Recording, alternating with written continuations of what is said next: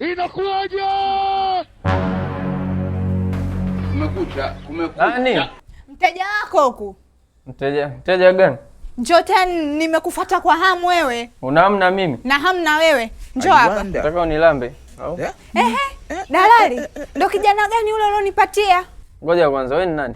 Mimi mteja wako wa jana ulionidalalia mwanaume yule.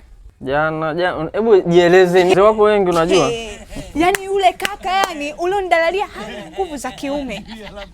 Yaani kibao kimoja chali. Anageuka pembeni kama vile mpaka rangi. Ngatere. Ndio yupi? Maana hapa kuna Juma yule kuna wa Pita. jana mpaka nikakupatia na 15,000. Sasa dada yangu, 15,000 unategemea upate mwanaume mwenye nguvu za kiume. Labda upate mwenye nguvu za giza.